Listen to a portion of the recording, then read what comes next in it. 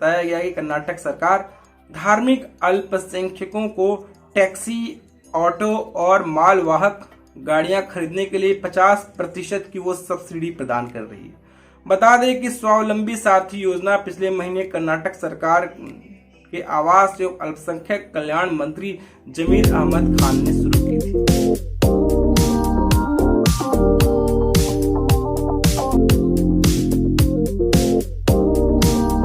नमस्कार, जय सिया राम, वंदे मातरम, हर हर महादेव। एक बार फिर आप सभी दोस्तों का जनमानस समाचार के आज के हमारे इस एपिसोड में आपका स्वागत है। आज हम चर्चा करने वाले हैं और हमारा चर्चा करने का केंद्र बिंदु है वो है कर्नाटक सरकार। कर्नाटक सरकार हर समय कोई न कोई विवादों में जूझी रह रही है। उनके जो मंत्री हैं कैबिनेट के, कांग्रेस के, वो भी कोई न कोई विवादों में अपनी कहानी रमाए रख बैठे हैं और विवादों की वो धुनी जमाए बैठे हैं। हम बात करें तो कर्नाटक सरकार एक नई विवाद में आई है। कर्नाटक सरकार ने वादा किया है कि जो अल्पसंख्यक समाज के लोग हैं उन्हें गाड़ियां खरीदने में 50% की वो छूट देने की बातें कर रहे हैं। अब भाई, हिंदुस्तान एक डेमोक्रेटिक कंट्री है। भारत जैसे धर्मनिरपेक्ष देश में आप एक धर्म के नाम पर योजना लेकर आएंगे तो इस पर विवाद तो होगा ही। मामला ये है कि उन्होंने एक विज्ञापन निकाला, कर्नाटक सरकार ने एक विज्ञापन निकाला। उस विज्ञापन में बताया गया है कि कर्नाटक सरकार धार्मिक अल्पसंख्यकों को टैक्सी, ऑटो और मालवाहक गाड़ियां खरीदने के लिए 50% की वो सब्सिडी दे रहे हैं। बता दें कि स्वावलंबी सारथी योजना पिछले महीने कर्नाटक सरकार के आवास एवं अल्पसंख्यक कल्याण मंत्री जमीर अहमद ने शुरू की है। तो ऐसी योजना आने के बाद तो हम बात करें, आज तक के पत्रकार सुधीर चौधरी ने इस पर सवाल उठाया कि जब ये देश सेकुलर है, लोकतांत्रिक है, जनतांत्रिक है, तो अल्पसंख्यक के नाम पर योजनाएं क्यों बांटी जा रही हैं, अल्पसंख्यक के नाम पर कहानी क्यों गढ़ी जा रही है। जब ये सवाल उठाए गए तो कांग्रेस सरकार है वहां की, उसके जो मंत्री हैं प्रियांक खड़गे के बारे में आपको पता ना हो तो मैं आपको जानकारी दे दूं। प्रियांक खड़गे कांग्रेस के राष्ट्रीय अध्यक्ष मल्लिकार्जुन खड़गे के बेटे हैं। तो उन्हें ट्विटर पर, यानी कि आज के एक्स पर FIR दर्ज हुई है, उसकी धमकी भी दी गई है। और पूरी कहानी को, जो हम बात करें आजकल सेकुलरिज्म के तमाशबीन का सबसे बड़ा तमाशाधारी जो है जबरा जुबेर है, वो इन बातों को फैलाने में और गुमराह करने में और फेक न्यूज की कहानी को और पसारने में वो लग गया है और कहानी को बनाने में लग गया। तो कर्नाटक की सेकुलरिज्म की कहानी की ये दास्तान जो हम चर्चा करने जा रहे हैं, एक तरफ ये कहानी है और एक तरफ कल इंडी जो अलायंस है उसकी बैठक हुई थी। जो तमाम पार्टियां हैं उसके कुछ लोग नहीं आए थे। हम बात करें तो CPM कल नहीं आई थी और ममता बनर्जी के भतीजे अभिषेक भी नहीं आए थे। वो ईडी के चक्कर में घूम फिर रहे थे और ममता बनर्जी विदेश यात्रा पर गई हैं। वहां पर इस बात की चर्चा हुई है कि जो पत्रकार जो उनका तवज्जो नहीं देते, जो उनके खबरों को उनके आधार पर प्रसारित नहीं करते हैं, जो उनके साथ इश्किया फरमाते नजर नहीं आते हैं, वो उन पत्रकारों का बॉयकॉट करेगी। मतलब वो जो बातें करेंगे वही बातें सार्थक होंगी, जो बातें वो नहीं करेंगे वो बातें निरर्थक होगी। इंडी गठबंधन ये कहता है कि हम मोहब्बत की दुकान चला रहे हैं। अब भाई, मोहब्बत की दुकान, मोहब्बत वहीं होती है जहां समानता होती है। आप मोहब्बत की दुकान में असमानताएं की रेखाएं खींच रहे हैं। जहां कर्नाटक हिंदू बहुल राज्य है वहां पर आप एक अल्पसंख्यक के मामले में 50% योजनाएं बांटने की बात कर रहे हैं और वो भी एक अल्पसंख्यक समुदाय के लिए। भाई, ये कैसी कहानी है, कैसी सेकुलरिज्म है, कैसा सेकुलरिज्म का ये तमाशा है। फिर ये जो इंडी गठबंधन में कुछ ऐसे लोग हैं जो हमेशा राजनीति करते रहते हैं, वो कहते हैं इस देश में अल्पसंख्यक खतरे में है। जब भी इन्हें कोई अपनी बातें मनवानी होती हैं, जब इन्हें कोई अपनी बातें कहनी होती हैं, जब इन्हें अपनी बातों को पटल पर रखनी होती है, तो जो पुराना उनका जो जुमला है वो जुमला हमेशा दोहराते रहते हैं। मुझे लगता है कहीं छाती में वो कहीं गजनी जैसा लिख बैठे हैं। जब भूल जाते हैं तो अपने छाती की ओर निगाह फेरते हैं, छाती पे लिखा हुआ गजनी की तरह की अल्पसंख्यक खतरे में है वो कहानी गढ़ देते हैं। इनका एक प्रोपेगेंडा वाला शब्द और है, जो देश के पिछड़े समाज को लेकर बातें करते रहते हैं कि एससी एसटी के हक मारा जा रहा है, एससी एसटी का हकूक मारा जा रहा है, एससी एसटी के साथ पीड़ा हो रही है, एससी एसटी के साथ उत्पीड़न हो रही है। और उनकी कहानी में एकमात्र आ जाएगा हिंदू समाज का बहुसंख्यक उच्च वर्ग, उसको वो लगातार बोलने लग जाए, कहेंगे इस देश में जो पिछड़ा वर्ग है उसकी आबादी ज्यादा है, उसका हक और हकूक ज्यादा है, उसे ज्यादा सम्मान मिलना चाहिए, तो उसकी कहानी को गढ़ने लग जाएंगे। लेकिन यहाँ पर जो 50% रिजर्वेशन हम बात करें गाड़ी मोटर खरीदने में छूट एक अल्पसंख्यक समुदाय को देने की कहानी को रच रहे हैं, गढ़ रहे हैं, तो उसमें वो कुछ बोलते नजर नहीं आ रहा है। तो ये कहानी, ये चरित्र है।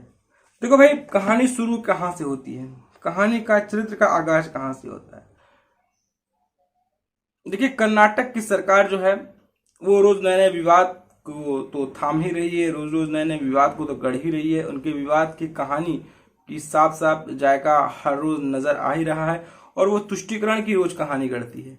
एक तरफ तुष्टीकरण के नाम पर इंडी गठबंधन है, इंडी अलायंस है, वो कहीं हमारे भगवान के चरित्र पर सवाल खड़े करती है, कभी हिंदू धर्म पर सवाल खड़े करती है। ये दिखाती है कि अब वो फ्रंट फुट पर खेल रहे हैं, अब ये फ्रंट फुट की कहानी में जा रहे हैं।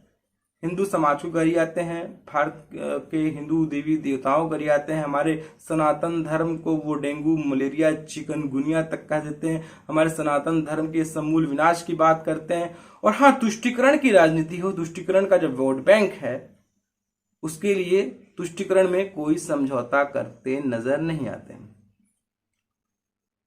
ये जो विवाद है, इस विवाद की शुरुआत हुई थी 8 सितंबर 2023 को, जब भाजपा नेता तेजस्वी सूर्या और केंद्रीय मंत्री राजीव चंद्रशेखर ने एक्स पर एक अखबार में छपे विज्ञापन की कटिंग को साझा किया। इस विज्ञापन में कर्नाटक सरकार द्वारा अल्पसंख्यक द्वारा चलाई जा रही योजना के बारे में जानकारियां दी गई थी।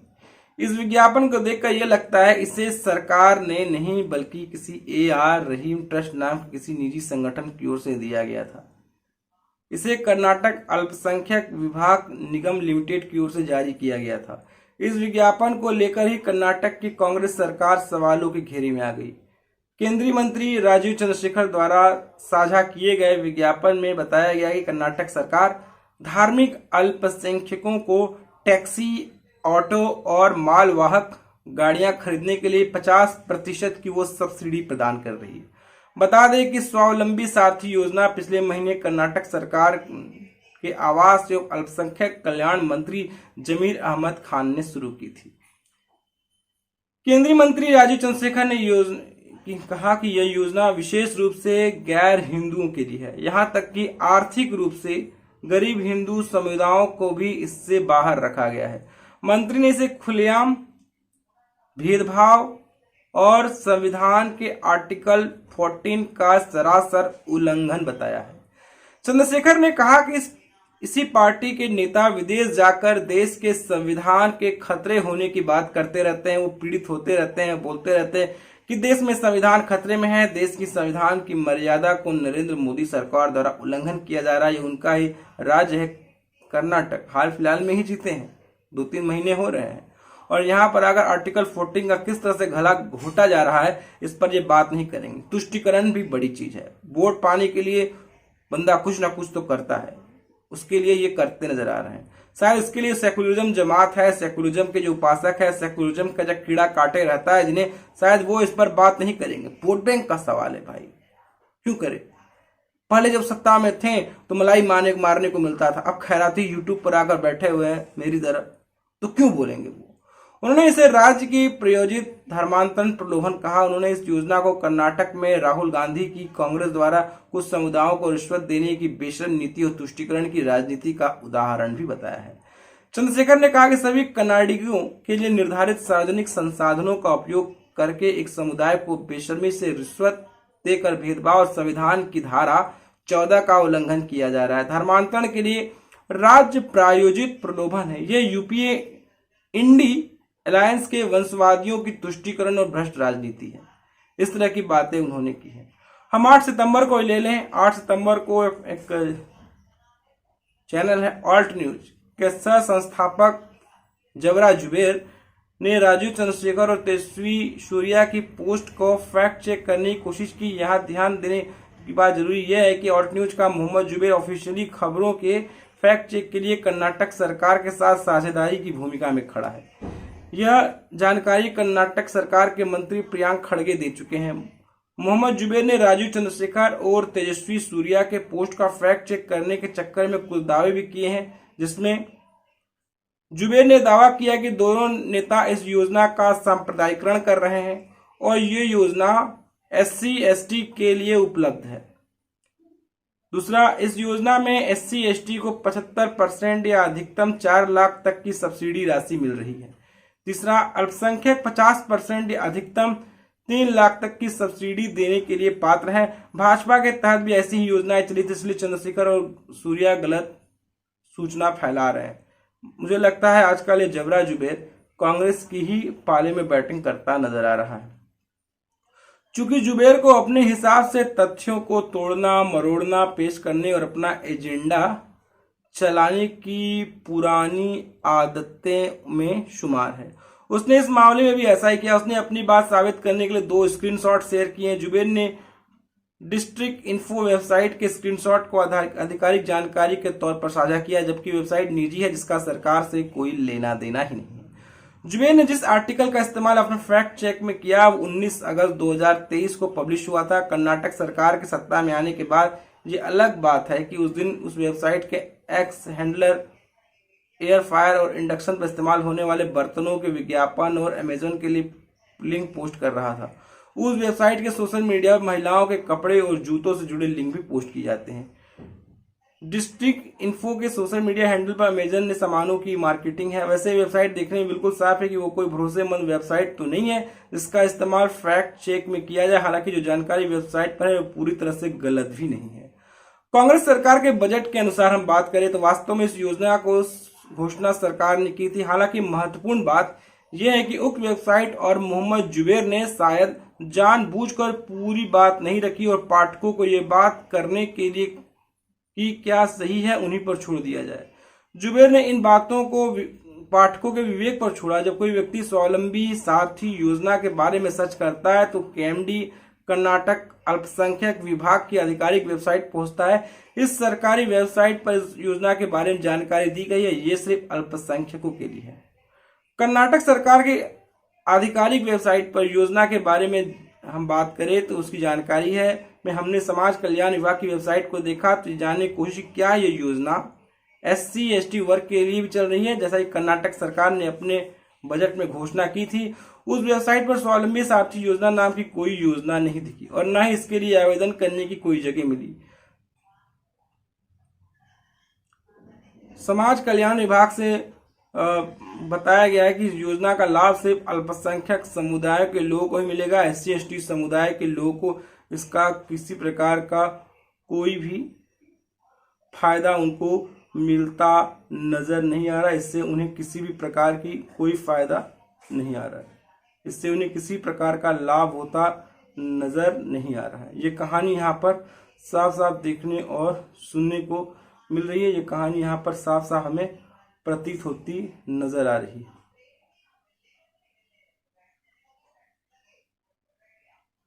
इन पूरी बातों को लेकर जो कहानी है वो हमें साफ साफ पता चलती है। ये कहानी है साफ साफ हमें खबर में आती है। अब हम बात करें जुबैर के अन्य ट्वीट्स को लेकर बात करें। मोहम्मद जुबैर ने जिस दूसरे ट्वीट को जानबूझकर छोड़ा उसमें साफ लिखा है कि योजना बंद हो चुकी है। ये सभी ट्वीट अभी विभाग के सोशल मीडिया हैंडल पर मौजूद है। जुबैर ने 2 दिसंबर 2022 का एक और स्क्रीनशॉट शेयर किया। ये भी 2 हिस्से में, लेकिन जानबूझकर पहला हिस्सा ही शेयर किया। इस ट्वीट में ही पहला हिस्सा जुबैर ने शेयर किया है। इस ट्वीट में साफ लिखा है कि योजना लागू की जाएगी। इसका जवाब दिसंबर माह में दिया गया है। इस बात से साफ है कि ट्वीट के समय योजना बंद थी, चली नहीं थी। इस तरह की बातें यहां पर साफ साफ नजर आ रही। अब हम बात कर लेते हैं सुधीर चौधरी को लेकर जो FIR की गई है और सुधीर चौधरी ने जो ट्वीट किया उसको लेकर जो ये जुबैर ने जो फैक्ट चेक किया है उसके बारे में बात कर लेते हैं। जब जुबैर ने भ्रामक जानकारी फैलाना शुरू कर दिया तो प्रियांक खड़गे जो जुबैर को चीफ कहना पसंद करते हैं, चौधरी को कानूनी परिणाम भुगतने की धमकी दी। इसके बाद उनके खिलाफ रिपोर्टिंग करने के लिए एफआईआर भी दर्ज करा दी गई है। बता दें कि सुधीर चौधरी ने एक शो किया था जिसमें उन्होंने इस योजना के बारे में बताया था कि कैसे इसे हिंदुओं के लिए नहीं बल्कि अल्पसंख्यकों के लिए लागू किया जा रहा है। वीडियो सामने आते ही हिंदू विरोधी बयान देने वाले प्रियांक खड़गे ने ट्वीट किया, सुधीर गलत सूचना फैला रहे और वह एंकर के खिलाफ कानूनी कार्रवाई करेंगे। रात 11:36 पर मोहम्मद जुबैर ने सबसे पहले ट्वीट किया था और सुधीर चौधरी के खिलाफ उसने एफआईआर भी दर्ज की थी। इन सब के बीच सुधीर चौधरी ने एक और शो किया जिसमें उन्होंने ये बातें साफ की। बजट में कांग्रेस सरकार ने घोषणा की थी कि योजना अल्पसंख्यक और SC/ST समुदाय के लिए उपलब्ध होगी। दूसरा, अखबार और कांग्रेस सरकार की अपनी वेबसाइट में विज्ञापन में साबित होता है कि योजना के लिए पात्रता की आवश्यकता यह है कि व्यक्ति अल्पसंख्यक समुदाय से ही संबंधित होना चाहिए। तीसरी कि SC/ST समुदाय की योजना की पात्रता अभी तक अधिसूचना नहीं की गई है। चौथा, इस बात की पुष्टि अंबेडकर विकास निगम के प्रबंध निदेशक ने आज तक से की है। और पांचवा, साफ है कि यह योजना सिर्फ अल्पसंख्यक समुदाय के लिए ही लागू है। यहाँ से पूरी कहानी पर ध्यान देने योग्य बात यह है कि असल चीज को अभी तक मोहम्मद जुबैर ने ट्वीट ही नहीं किया। मोहम्मद जुबैर ने अब तक असली बातें जो पूरी कहानी की है उसके बारे में बात ही नहीं की, जबकि सुधीर चौधरी जब शो कर रहे थे तब यही जुबैर लगातार ट्वीट पर ट्वीट कर रहा था।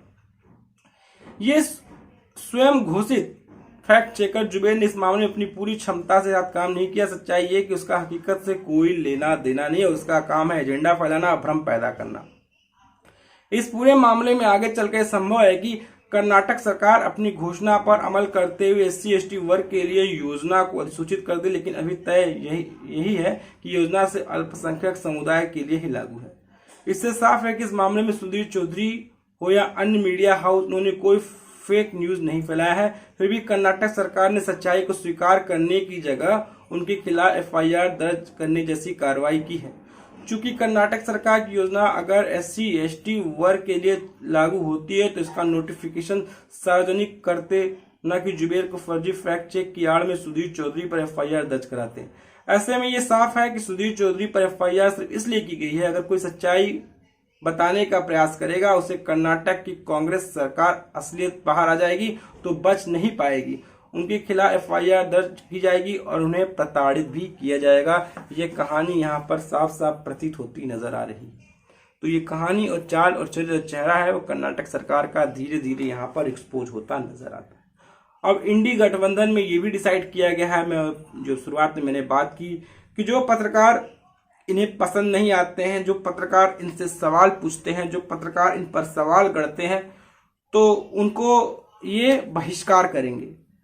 जो हिंदी पट्टी के पत्रकार हैं, जो नोएडा में बैठते हैं, या जो सोशल मीडिया है, या जो यूट्यूबर्स हैं, जो इन पर सवाल खड़े करते हैं, जो लगातार कह रहे थे कि सनातन धर्म का समूल विनाश हो। सुधीर चौधरी का भी कुछ ऐसे एपिसोड आए जो राष्ट्रहित की भावनाओं से ओतप्रोत थे, जो उन्होंने भी सवाल खड़े किए कि ये भारत में सनातन धर्म का विकास हुआ, अब ये सनातन धर्म के खिलाफ जो उल जुलूल बातें कर रहे हैं, कोई कह रहा है कि ये चिकनगुनिया है, कोई कह रहा है ये एड्स है, कोई बोल रहा है इसका समूल विनाश होना चाहिए। ये डीएमके के नेता जो क्रिश्चियन मिशनरी का चोला ओढ़ी हैं, जो क्रिश्चियन मिशनरी से मोहब्बत करने वाले हैं, जिनके पूर्वज भी कभी सनातन धर्म को पालन करते थे, ईसाई मिशनरी की औलाद है, वो जो बोल रहे थे। और यही जो इंडी गठबंधन में है, वोट बैंक का सवाल है। 10 साल हो जाएगा राजनीति से बेदखल किए हुए, कुमला गए हैं राजनीति से बेदखल होके। अब राजनीति वाला चम्मच की चाशनी को चाटने को नहीं मिलता है, तो कुछ अपने राम को, कुछ अपने श्याम को अगर गाली मिल भी जाती है तो कोई बात नहीं है। खुश करने के लिए जनता कोई ना कोई हम लोक लुभावन वादा दे देंगे, कोई ना कोई फ्रीबीज हम बांट देंगे। तो वो कहानी का चरित्र यहाँ पर बार बार साझा होता जा रहा है। डीएमके ने जो भाषा बोली है, इससे कांग्रेस को मुंह से बोली नहीं निकल रही है। और मल्लिकार्जुन खड़गे का बेटा ये प्रियांक खड़गे जो एफआईआर करने की बात कर रहा है सुधीर चौधरी पर, उसकी भी भाषा वैसे ही है। कर्नाटक के गृह मंत्री, उसकी भी भाषा वैसी ही है। तो ये जो है ईसाई मिशनरी को मानने वाले हैं, ये तुष्टिकरण के उपासक हैं। भाई वोट बैंक के चक्कर में कुछ भी कर सकते हैं। शायद उनकी कहानी यहाँ पे ऐसी इसलिए भी आ रही कि सनातनी हिंदू हैं, वो लगातार भाजपा को वोट दे रहे थे। सनातनियों को शायद बॉयकॉट करना, इनका बहिष्कार करना तो इनका फर्ज बनता है कि वो भाजपा को बार बार क्यों वोट देते हैं, क्यों भाजपा को बार बार जिताकर वो सत्ता के गलियारों भेजते हैं। यही पीड़ा, यही उत्पीड़न, यही मानसिक कलेश यही इनका मानसिक जो विक्षोभ वाली भावनाएं हैं वो यहाँ पर साफ साफ उजागर होती नजर आती है। और इनका चाल चरित्र और चेहरा यहाँ पर पन्ना दर पन्ना एक्सपोज होता नजर आता है कि इनकी चाल कहाँ है, चरित्र कहाँ है, चेहरा क्या है। अब हम बात कर ले, लोग बोलते हैं हम मोहब्बत की दुकान, राहुल बाबा बोलते हैं मोहब्बत की दुकान। क्या यही मोहब्बत की दुकान है? आप सेकुलरिज्म के चक्कर में एक समाज को, एक धर्म को, एक पंथ को आप गरियाना शुरू कर देंगे। पूरी दुनिया में घूम रहे हैं, विदेश में जा रहे हैं, बात कर रहे कॉन्स्टिट्यूशन खतरे में, कॉन्स्टिट्यूशन खतरे में, कॉन्स्टिट्यूशन खतरे में। भाई ये बताओ कि ईसाई बहुल राष्ट्र में जाओगे, वहां जाकर वहां बहुलता को गाली देकर आप पाओगे? हाँ, दे पाओगे? नहीं दे पाओगे। लेकिन भारत दुनिया का वाहिद देश है, हिंदू बहुल है ये है, और यहाँ पर सेकुलरिज्म का जो चोला उड़ा गया है, यहाँ की बहुलता को आप गाली देने काम करते हैं। कोई अपराधी कोई गलत काम कर रहा है, उसको कुछ बोल कर देखो, सरतन से जुदा हो जाएगा। तस्लीम रहमानी देख लो, नुपुर शर्मा अभी छिपते छिपाते जिंदगी गुजार रही है, और ये तस्लीम रहमानी अभी भी टीवी डिबेट में बैठकर आंखें फाड़ कर बैठ जाता है टीवी डिबेट में। नहीं, इस पर आप नहीं बोलिएगा। और राहुल बाबा एकदम खार खाए हैं, राजनीति से बेदखल है, सारे एजेंडा अपना लिए, जनेऊ पहनकर घूम लिए, रुद्राक्ष पहनकर घूम लिए, त्रिपुंड लगाकर घूम लिए, सब अपना लिए। आखिर रंगा सियार तो रंगा सियार ही होता है। दिखावे से थोड़ी कोई आस्था का व्यापार कर लेता है, दिखावे से थोड़ी कोई आस्था का उपासक बन जाता है। यही कहानी, यही चरित्र बार बार नजर आता है। और राहुल बाबा को देख लीजिए, बोलते हैं कि उत्तर भारतीयों को तो दिमाग ही नहीं है। अब वामपंथियों के सहारे वायनाड में जीत लिए हैं, वायनाड की कहानी रच लिए हैं। अब हिम्मत नहीं है कि जाकर अमेठी में लड़े। अब उत्तर भारतीयों को दिमाग नहीं, इनके बाद माई चाचा दादा वहां से जीतते आए हैं, उस पर कोई बात तो बोलेंगे नहीं। टेम्पल रन भी करके देख लिया, त्रिपुंड भी लगा लिया, जनेऊ भी पहन लिया, फटे हुए कुर्ते में हाथ फटा हुआ कुर्ता भी दिखा दिया, सारा एजेंडा था, सब इन्होंने अपना लिया। और भाई बता दें कि यूपी में इनका कोई दाल गलने वाला भी नहीं है, इनका चरित्र में कोई उछाल भी आने वाला नहीं है। और हाँ, बाईपोल इलेक्शन में जो समाजवादी पार्टी जीती है, उससे आप 2024 के चुनाव का भी अंदाजा नहीं लगा सकते, समझे? तो पहले तो आप सीट तय कर लीजिए इंडी गठबंधन की, सीटें आपको कितनी मिलेंगी, आप कौन कौन सीटों पे कौन कहां लड़ रहा है, तब जाके आप राजनीतिक जो मसाइल हैं, राजनीतिक जो कहानी है, उस पर आप बखूबी बात कर सकते हैं।